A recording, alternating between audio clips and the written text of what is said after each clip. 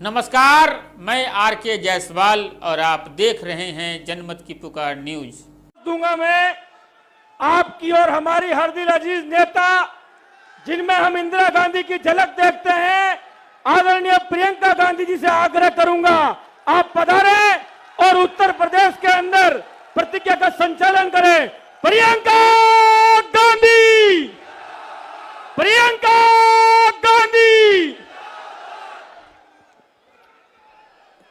आदरणीय भूपेश बघेल जी, श्री अजय लल्लू जी, श्रीमती आराधना मिश्रा जी, नसीमुद्दीन सिद्दीकी जी, श्री गजराज सिंह जी, श्री संजय कपूर जी, श्री इमरान प्रतापगढ़ी जी, श्री नरेश सैनी जी, श्री मसूद अख्तर जी, श्री फूल कुमार जी, श्री दीपक कुमार जी, प्रवीण अरुण जी, श्रीमती सुप्रिया अरुण जी, ओमवती देवी जी, श्रीमती इंदिरा भाटी जी, श्री जितेंद्र बघेल जी, श्री धीरज गुर्जर जी और श्री तौकीर आलम जी और यहाँ उपस्थित सभी नेतागण, पार्टी के कार्यकर्ता, पार्टी के पदाधिकारी, सभी सचिव, आप सबको मेरे ससुराल में बहुत बहुत स्वागत। और ससुराल वालों, आपसे माफी चाहती हूँ, बहुत दिनों बाद आई हूँ। माफ हूं कि नहीं? आपके शहर ने मेरे परिवार को संरक्षण दिया, उनको खड़ा किया। बंटवारे के बाद मेरे ससुर जी के पिता अपने परिवार को लेकर मुरादाबाद आए। यहीं से उन्होंने अपना कारोबार शुरू किया। यहाँ के हुनर, यहाँ के लोगों की मदद से, उनकी अपनी मेहनत से उन्होंने अपना जीवन बनाया, अपने बच्चों का भविष्य बनाया। आज मुझे यहाँ आकर बहुत गर्व हो रहा है और मैं आप सबको भी यहाँ इस सभा में आप सब का भी स्वागत करना चाहती हूँ।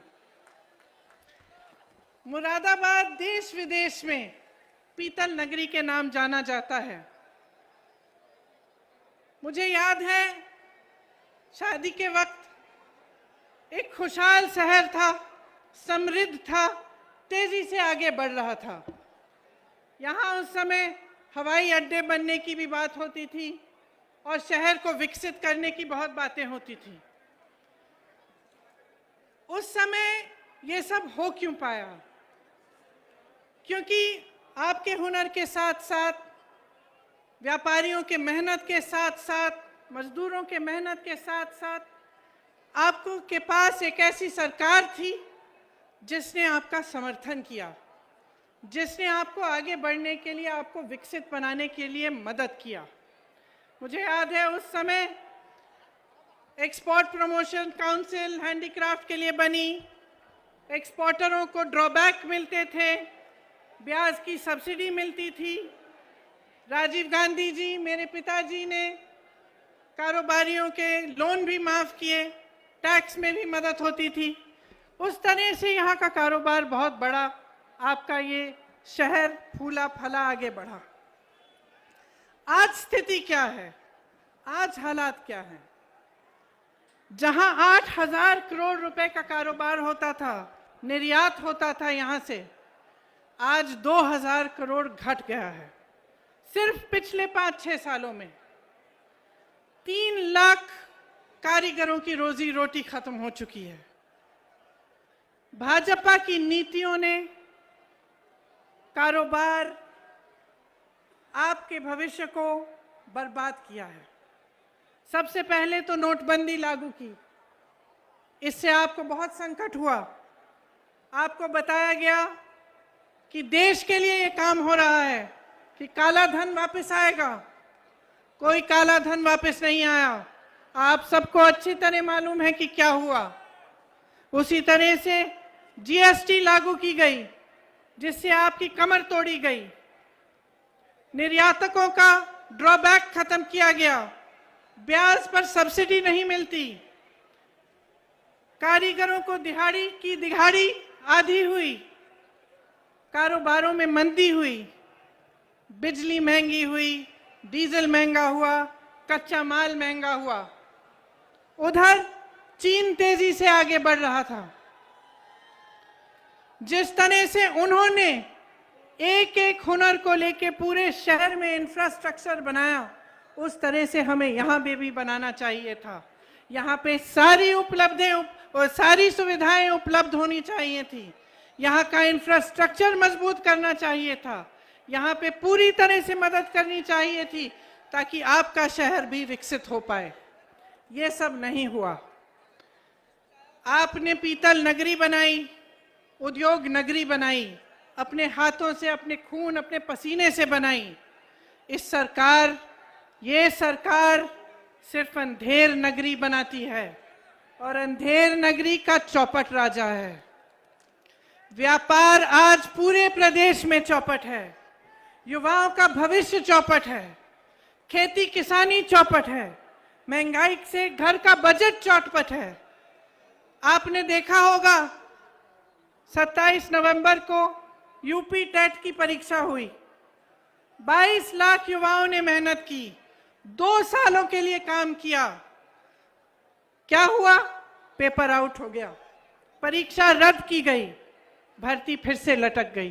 फिर से क्यों कह रही हूं? क्योंकि इस तरह से तमाम भर्तियां हैं।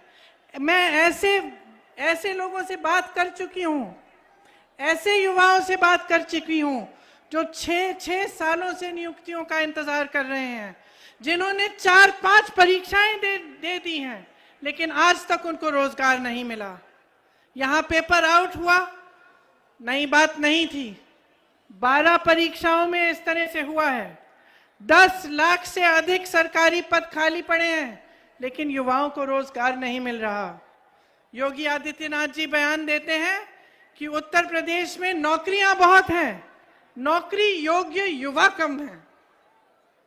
अब आप बताइए, जहां जहां मैं जाती हूं मुझे ऐसे युवा मिलते हैं जिन्होंने बीए पास की है, किसी ने आईटीआई पास किया है, किसी को एमए भी हुआ है, और मुश्किल से संघर्ष करके। मैं एक वाल्मीकि कॉलोनी में गई लखनऊ में, वहां मैं एक महिला से मिली। उसने मुझे कहा कि मैं संघर्ष करके घरों में काम कर करके 4-5 हजार रुपए का वेतन लेके मैंने अपनी बेटी को पढ़ाया। मेरी बेटी बीए कर चुकी है, आईटीआई पास है, आज तक दर दर भटक रही है, उसको नौकरी नहीं मिली। अगले घर में गई, वही समस्या, अगले घर में गई, वही समस्या। मैं कम से कम 10 परिवारों से मिली उसी एक कॉलोनी में, सब ने मेहनत से अपने बच्चों को पढ़ाया। नौजवान मेरे सामने आए, उन्होंने सब ने कहा कि दीदी हमने पढ़ाई की है, कहीं पे रोजगार नहीं मिलता। और योगी जी इस तरह के बयान देते हैं। ये सब क्यों हो रहा है? मैं आपको एक छोटी सी बात बताती हूँ। बघेल जी यहाँ उपस्थित हैं। 2 दिन पहले बघेल जी बता रहे थे कि उत्तर प्रदेश के कुछ व्यापारियों से, उद्योगपतियों से उनकी चर्चा चल रही थी। तो उन उद्योगपतियों ने बताया कि एक पोर्टल की जरूरत थी, जिसके लिए वह मुख्यमंत्री जी से मिलना चाह रहे थे, लेकिन पिछले 4 सालों से उनको मिलने का मौका नहीं मिला। तो बघेल जी से मैं बात कर रही थी कि ऐसा कैसे हो सकता है कि 4 सालों से कोई अपनी समस्या को लेकर भटक रहा है। उद्योगपति हैं, व्यापारी हैं, प्रदेश को आगे बढ़ाने वाले लोग हैं, कैसे हो सकता है कि मुख्यमंत्री जी इनके लिए समय नहीं बना रहे हैं? तो बघेल जी ने मुझे एक बात कही जो मेरे मन में रही। उन्होंने कहा, देखिए दीदी, हमारे प्रदेश में जाति और धर्म पर आधारित राजनीति कम होती है और विकास पर आधारित राजनीति होती है। उत्तर प्रदेश में सांप्रदायिकता पर आधारित राजनीति और जातिवाद पर आधारित राजनीति इतनी भयानक है कि मुख्यमंत्री भी जानता है कि लोगों की समस्याओं का हल करने के बजाय चुनाव के समय आएगा, धर्म की बात करेगा, जाति की बात करेगा, चुनाव जीत के निकल जाएंगे और उनको कोई जवाबदेही ही नहीं रहेगी। तो ये बात मेरे मन में बहुत गहराई से मैंने इस बारे में सोचा। ये बात सही है, जब तक पब्लिक जवाबदेही नहीं मांगेगी अपनी नेताओं से, तब तक ये सिलसिला चलता रहेगा।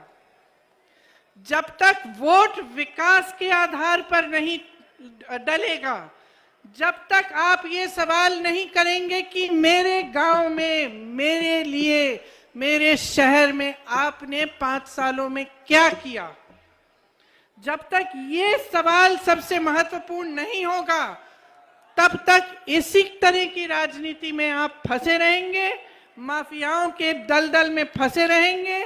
मुझे आश्चर्य हुआ मैं जब यूपी आई, जमीन की माफिया, नदी की माफिया, बालू की माफिया, पढ़ाई की माफिया, इम्तिहानों की माफिया, जहां देखो माफिया ही माफिया।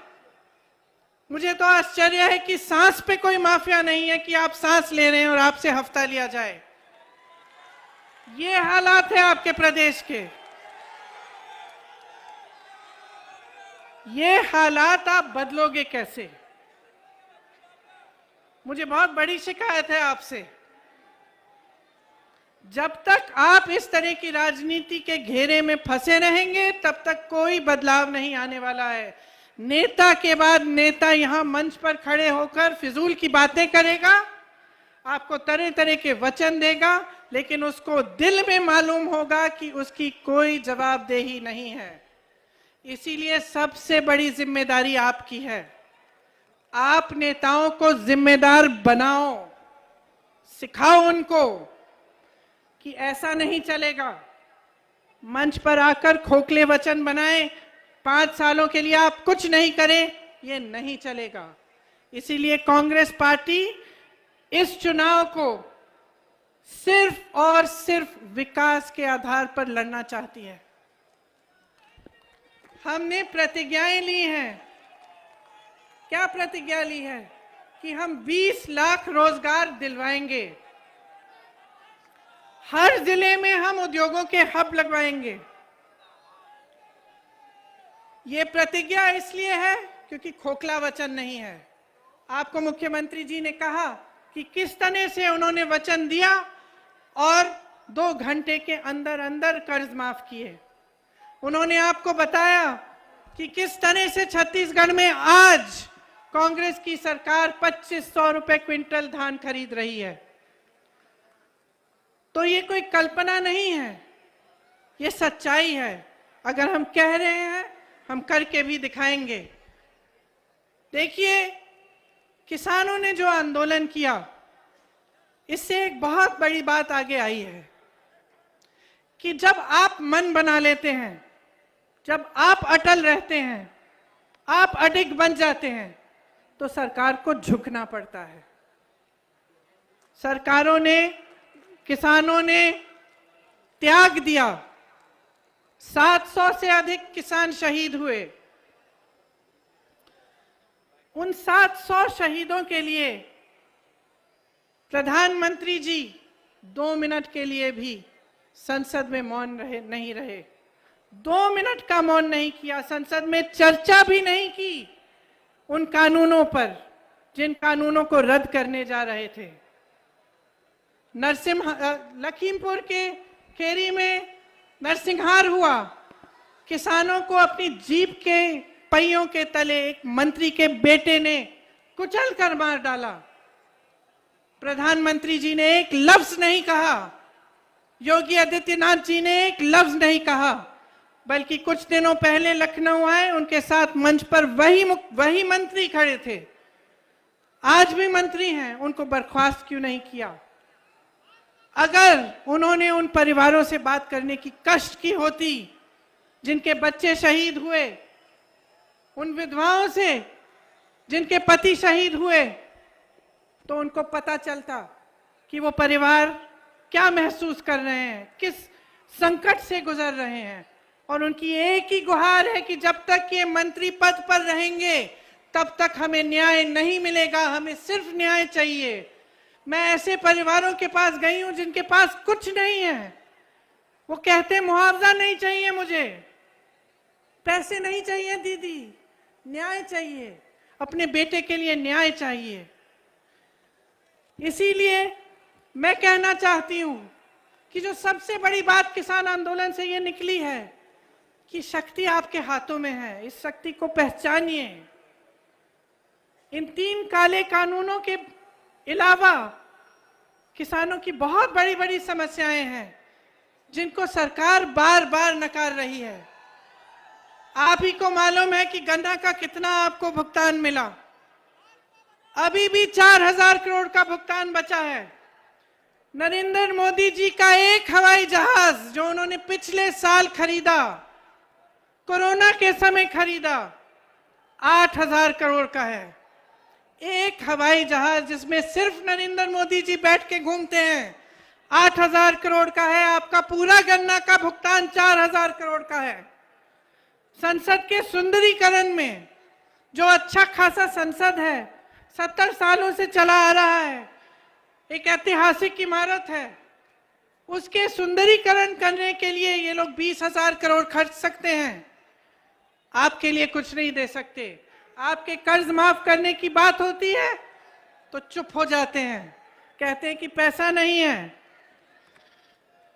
आज खाद की लाइनों में किसान अपना दम तोड़ रहे हैं। मैं ललितपुर के 4 परिवारों से मिलने गई। 2 किसानों ने खाद की लाइन में खड़े होते हुए दम तोड़ा और 2 ऐसे किसान थे जो इतने समय के लिए खाद की लाइन में खड़े रहे और खाद खत्म हो गई, मायूस होकर घर आए, आत्महत्या कर ली। उनकी छोटी छोटी सी बच्चियों ने मेरे से बात की कि दीदी हम क्या करेंगे। डीजल का दाम आसमान छू रहा है। आपको एमएसपी के कम दाम में आपसे धान और गेहूं खरीदा जा रहा है। हमारी ये प्रतिज्ञा है कि छत्तीसगढ़ की तरह यहां पर भी 2500 रुपए में धान खरीदा जाएगा, यहां पर भी गेहूं 400 रुपए क्विंटल में खरीदा जाएगा। माफ करिए, गन्ना 2500 में गेहूं और धान और 400 में गन्ना। किसानों के लिए हमने तय किया है कि आपका पूरा कर्जा हम माफ कराएंगे। देखिए, महंगाई बहुत ज्यादा है। मैं जानती हूं कि आप कितना तड़प रहे हैं महंगाई की वजह से। ये मेरी महिलाएं बैठी हैं, ये लोग सोचते हैं कि आपको एक गैस सिलेंडर पकड़ाकर आपके प्रति पूरी जिम्मेदारी खत्म हो गई। इनको दिखाइए कि जब तक आपको पैरों पे खड़ा करेंगे नहीं, जब तक आपको सशक्त नहीं बनाएंगे, आपको मजबूत नहीं बनाएंगे, तब तक आपका वोट उनको नहीं मिलेगा। मैं आप सबसे कहना चाहती हूं, महिलाओं को आगे बढ़ाओ। ये महंगाई की मार किसानों पर है, गरीबों पर है, दलितों पर है, लेकिन सब वर्गों में इनका बोझ आप उठाती हैं। मैं जानती हूं कि आप कितना संघर्ष कर रही हैं। बिजली कितनी महंगी हो गई है, आटा, मोबाइल का डेटा, जीवन बीमा, सरसों का तेल, पेट्रोल, डीजल, हद से ज्यादा महंगाई है। आपको बड़े बड़े बिल मिलते हैं। मैंने देखी है ये बिल। महिलाएं मुझे कहती हैं कि हमने तो बिजली ऑन ही नहीं की, हमने चला, यहां बिजली आई ही नहीं, फिर भी हमें इतनी बड़ी बिल मिल रही है। आप सब यहां पर, ये एक ऐसा शहर है जहां उद्योग है। आप सब जानते हैं कि बिजली का कमर्शियल रेट कितना है और इसकी वजह से कितना नुकसान हो रहा है। आपको कहा गया था मुरादाबाद को स्मार्ट सिटी बनाया जाएगा, क्या बना? केवल एक ही चीज स्मार्ट है, स्मार्ट मीटर और स्मार्ट लूट। और मैं बहनों को कहना चाहती हूं कि आपको सशक्त करना चाहते हैं हम। मैं आपके साथ खड़ी हूं, मैं आपको आगे बढ़ाना चाहती हूं। 40%, मैं कह रही हूं कि 40% टिकट महिलाओं को मिलने चाहिए। क्यों कह रही हूं?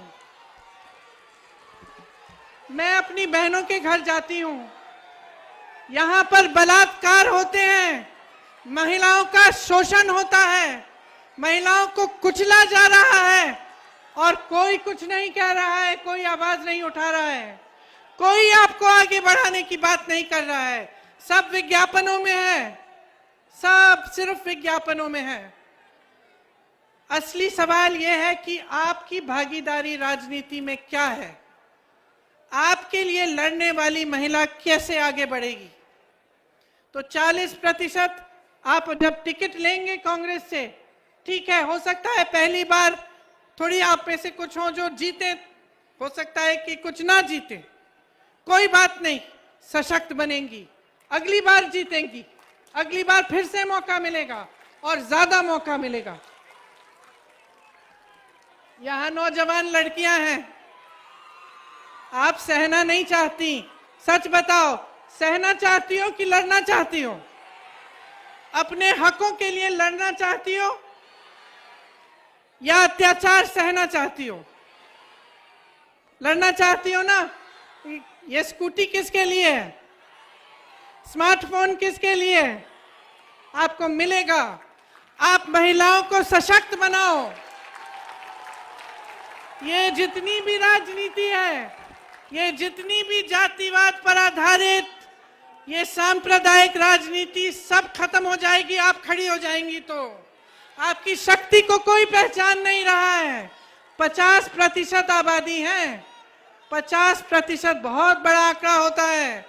सशक्त बनो, अपने हक के लिए खुद लड़ो, कोई नहीं आएगा तुम्हारे लिए लड़ने के लिए, तुम खुद लड़ोगी और मैं तुम्हारे साथ खड़ी हूं।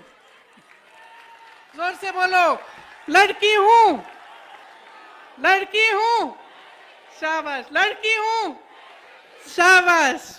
देखिए, किसानों के लिए हमने तय किया है कि हम कर्जा माफ करेंगे और सबके लिए तय किया है कि बिजली बिल हाफ होगी। कोरोना काल का बकाया खास तौर से जो छोटे दुकानदार, छोटे व्यापारियों ने दिया, वो साफ किया जाएगा। कोरोना में आपने बहुत संकट झेला, सरकार आपके प्रति आक्रामक बन गई, आपने ऑक्सीजन मांगा तो सरकार आपके पीछे पड़ गई, आपकी मदद नहीं हुई। आपको ये दौर अच्छी तरह से याद होगा। उद्योग, एक्सपोर्ट, ठेले कुमचे वाले, सबका व्यापार कम हुआ, काफी लोगों का व्यापार बंद भी हुआ। उन्हें हम फिर से मदद करना चाहते हैं कि दोबारा अपने पैरों पे खड़े हों। इसीलिए सबसे गरीब परिवार, जिन्होंने सबसे ज्यादा संकट, जिनको सबसे ज्यादा संकट पहुंचा कोरोना से, उनको हम 25,000 रुपए देना चाहते हैं। देखिए, अगर हमारी सरकार आएगी, अगर हमारी सरकार आएगी तो चाहे कोई भी बीमारी हो, 10 लाख रुपए का इलाज सरकार मुफ्त में कराएगी।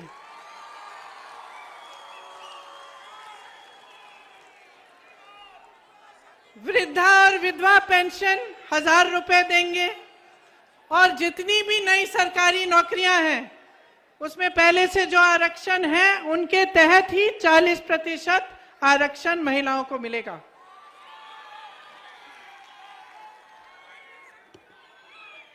सुनिए,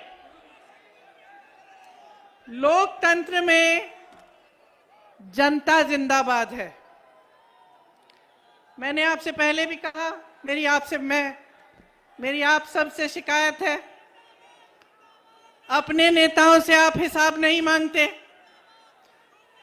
चुनाव आता है तो सफाई कर्मचारियों के साथ नरेंद्र मोदी जी अपनी फोटो खिंचवा लेते हैं। आगरा में अरुण वाल्मीकि के पूरे परिवार को 3-4 दिनों के लिए जेल में रख के, पुलिस स्टेशन में रख के बुरी तरह पीटा जाता है तो कुछ नहीं कहते, आप हिसाब नहीं मांगते। हाथरस में एक दलित लड़की के साथ बलात्कार किया जाता है, पुलिस प्रशासन द्वारा उसकी चिता जलाई जाती है, उसके माँ बाप को आने भी नहीं दिया जाता। प्रधानमंत्री जी चुप रहते हैं, मुख्यमंत्री जी चुप रहते हैं, आप हिसाब क्यों नहीं मांगते?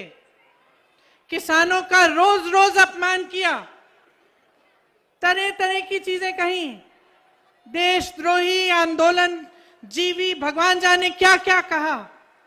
चुनाव आ रहा है ना, चुनाव आ रहा है ना, अब क्या कह रहे हैं? मुझे माफ करिए। क्यों माफ कर रहे हैं आप? क्यों माफ कर रहे हैं? हिसाब मांगिए। कोरोना काल में लापरवाही हुई, किसने भुगता? किसके परिवार उजड़े? आपने हिसाब मांगा? हिसाब मांगो। आपको अगर डिलीवरी चाहिए, आगे बढ़ना चाहते हैं आप, राजनीतिक दलों और उनके नेताओं से अपना रिश्ता बदलो, उनकी असलियत पहचानो, उन्हें अपने प्रति जवाबदेह बनाओ, उनसे हिसाब मांगो। मैंने सुना है कई लोग कहते हैं कि भाजपा तो फूट फैलाकर फिर से जीतेगी। क्यों? क्योंकि असलियत ये है कि जिनको आज मुख्य विपक्ष माना जा रहा है, वे विकास का एजेंडा सेट नहीं कर रहे।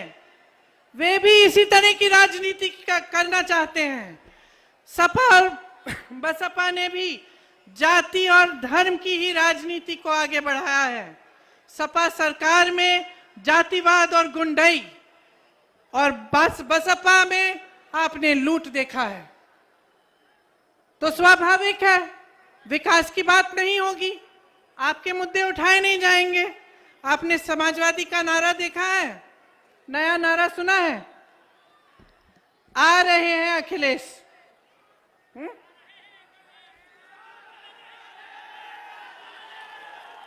मैं पूछना चाहती हूं, सीए और एनआरसी के कानून बने,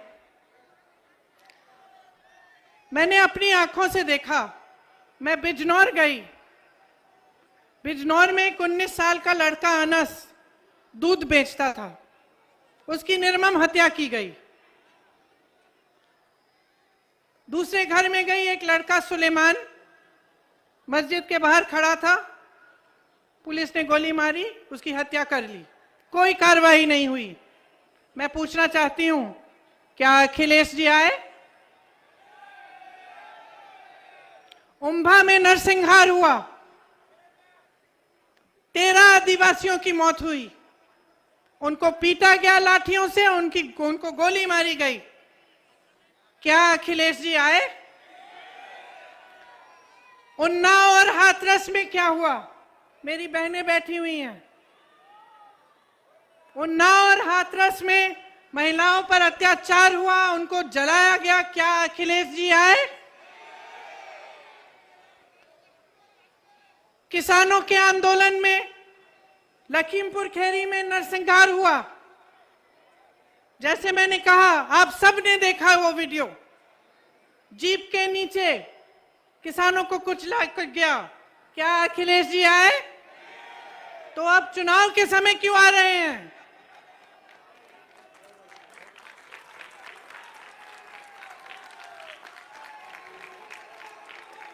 चुनाव के समय उनकी पार्टी और वो अचानक जीवित क्यों हो रहे हैं? पिछले 5 सालों से कहां थे जब कांग्रेस सड़कों पर लड़ रही थी, जब कांग्रेस के 18,500 से ज्यादा कार्यकर्ता जेल में बैठे थे, जब हमारे अध्यक्ष 28 दिन के लिए कोरोना के समय जेल में थे, तब समाजवादी के नेता कहां थे? तब समाजवादी के कार्यकर्ता कहां थे? तब अखिलेश जी कहां थे? उस समय अखिलेश जी क्यों नहीं आए?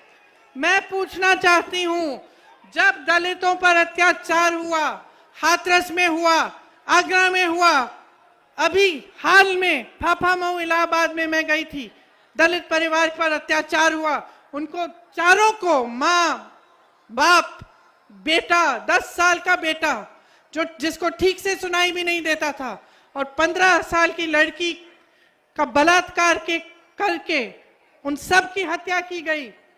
मैं पूछना चाहती हूं, बसपा के नेता कहां थे? उन्होंने आवाज क्यों नहीं उठाई? जब वे बयान देते हैं तो ऐसा क्यों लगता है कि भाजपा जैसा ही बयान दे रहे हैं? क्योंकि सब अंत में ये सोचते हैं कि आपकी समस्याएं, आपके दुख, आपका दर्द, आपकी पीड़ा, आपका संघर्ष से उनकी राजनीति से कोई मतलब नहीं है। सब सोचते हैं कि वे सांप्रदायिकता के आधार पर, जाति के आधार पर आपसे वोट मांगने आएंगे। आप देखेंगे कि आपके प्रतिनिधि हैं, आप सोचेंगे आपकी जाति के या आपके धर्म के, आपसे वोट मिल जाएगा और उनको कोई काम करने की जरूरत नहीं है। ये सोच आपको जबरदस्ती बदलवानी है। आपका संघर्ष है जिसने इस देश को बनाया है। किसानों की शहादत ने इस देश को बनाया है। हमें आजादी किसानों ने दिलवाई, आपके पूर्वजों ने दिलवाई। जितने भी बड़े नेता आजादी के समय आंदोलन में थे, सब आप ही में से आए। ये लोकतंत्र है, इसमें आपसे मजबूत कोई नहीं है। और मैं आपसे बताना चाहती हूं कि कोई ऐसा जंग नहीं है जो बगैर लड़े जीता जाता है। तो ये सब जो कह रहे हैं कि जीतने वाले हैं, जब लड़ ही नहीं रहे हैं तो जीतेंगे कैसे? ये सब सिर्फ सोच रहे हैं कि अपना टाइम आएगा, हम राज करेंगे, हम लूटेंगे, 5 साल बाद आकर हम फिजूल के मुद्दे उठाएंगे और हम फिर से राज करेंगे। इस सोच को बदलिए। टाइम आपका है, समझदार आप हो, विवेक आप में है। इस देश को बदलना है, अपने प्रदेश को इस खाई में से निकालना है, तो आपको मजबूत बनना पड़ेगा और आपको बहुत समझदारी से अपना वोट देना पड़ेगा। तो आज मैं यहां इसलिए आई हूं कि मैं आपसे कहना चाहती हूं, मैं आपको मौका देना चाहती हूं राजनीति को बदलने का। मैं अपनी बहनों को मौका देना चाहती हूं और आप सबको कि राजनीति को विकास पर आधारित बनाओ, अपने नेताओं को जिम्मेदार बनाओ। ये देश आपका है, किसी की जागीर नहीं है। कोई कितना भी बड़ा नेता हो, उसकी जागीर नहीं है। ये देश आपका है। अपने घर को संभालो, अपने परिवार को संभालो, अपने देश को संभालो, उसको सुरक्षित रखो, उसको मजबूत करने के लिए सही निर्णय लो। सही निर्णय यही है कि विकास होना चाहिए, चुनाव के समय विकास की बात होनी चाहिए। मैं आप सबको बहुत धन्यवाद देना चाहती हूँ। बारिश हो रही है और कष्ट नहीं दूंगी। आप सबको बहुत बहुत धन्यवाद देती हूँ कि आपने मेरा इंतजार किया, और अगली बार अपने पति को भी यहाँ लेकर आऊंगी, अपने ससुराल, आप सबसे मिलवाऊंगी। आपको बहुत बहुत धन्यवाद। जय हिंद, जय हिंद, जय हिंद।